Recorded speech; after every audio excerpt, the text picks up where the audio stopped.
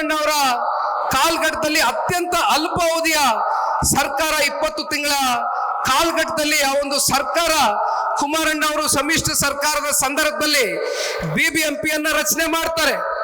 7 ನಗರಸಭೆ 10 ಹಳ್ಳಿಗಳನ್ನ 110 ಹಳ್ಳಿಗಳನ್ನ ಸೇರಿ ಬಿಬಿಎಂಪಿಯನ್ನ ರಚನೆ ಮಾಡುವ ಮೂಲಕ ಬೆಂಗಳೂರನ್ನ ಅಭಿವೃದ್ಧಿಯ ದಿಕ್ಕಿಗೆ ಕೊಂಡೊಯ್ತಕ್ಕಂಥದಕ್ಕೆ ಕೆಲಸ ಸನ್ಮಾನ್ಯ ಕುಮಾರಣ್ಣ ಅವರ ಕಾಲ್ಗಟ್ಟದಲ್ಲಿ ಆಗಿರ್ತಕ್ಕಂಥದ್ದು. ಜೊತೆಯಲ್ಲಿ ಮೆಟ್ರೋ ಅಂತಕ್ಕಂಥದ್ರ ಬಗ್ಗೆ ನಾವು ಇವತ್ತೇನು ಚರ್ಚೆಯನ್ನ ಮಾಡ್ತೇವೆ, ಅದಕ್ಕೆ ಹಸಿರು ನಿಶಾನೆಯನ್ನ ಸನ್ಮಾನ್ಯ ಕುಮಾರಣ್ಣ ಅವರ ಕಾಲ್ಗಟ್ಟದಲ್ಲಿ ಶಂಕುಸ್ಥಾಪನೆಯನ್ನ ಮಾಡುವ ಮೂಲಕ ಮೆಟ್ರೋಗೆ ಚಾಲನೆಯನ್ನ ಕೊಟ್ಟಂಥದ್ದು.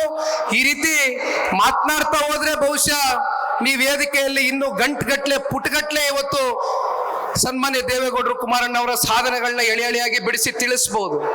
ಆದ್ರೆ ಇವತ್ತು ನಮ್ಮ ಮುಂದೆ ಬಂದಿರತಕ್ಕಂಥ ಯಕ್ಷ ಪ್ರಶ್ನೆ ಏನಪ್ಪಾ ಅಂದ್ರೆ, ಕಾಂಗ್ರೆಸ್ನ ಈ ಒಂದು ಆಡಳಿತದಲ್ಲಿ ಇವತ್ತು ಬೆಂಗಳೂರು ನಗರ ಸಂಪೂರ್ಣವಾಗಿ ಅಭಿವೃದ್ಧಿ ಅಂತಕ್ಕಂಥದ್ದು ಕುಸಿದು ಹೋಗಿದೆ.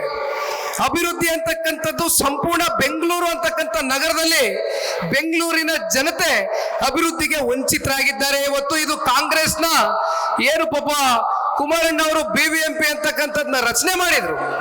ಇವತ್ತು ನಾವು ನೋಡ್ತಾ ಇದ್ದೇವೆ ಕಾಂಗ್ರೆಸ್ನವರ ಸಾಧನೆ ಏನಪ್ಪಾ ಅಂತ ಹೇಳಿದ್ರೆ, ಬಿಬಿಎಂಪಿ ಅಂತಕ್ಕಂಥದ್ದನ್ನ ಇವತ್ತು ಹೆಸರು ಬದಲಾವಣೆ ಮಾಡಿ GBA ಅಂತಕ್ಕಂಥದ್ದನ್ನ ಹೊಸದಾಗಿ ನೇಮಕಾತಿ ಮಾಡಿ ಘೋಷಣೆ ಮಾಡಿದ್ದಾರೆ. ಜಿ ಅಂದ್ರೆ ಏನಪ್ಪಾ ಅಂದ್ರೆ ಗಾರ್ಬೇಜ್, ಬಿ ಅಂದ್ರೆ ಏನಪ್ಪಾ ಅಂದ್ರೆ ಬ್ಯಾಡ್ ರೋಡ್ಸ್, ಎ ಅಂದ್ರೆ ಏನಪ್ಪಾ ಅಂದ್ರೆ ಎ ಖಾತೆ ಸ್ಕ್ಯಾಮ್.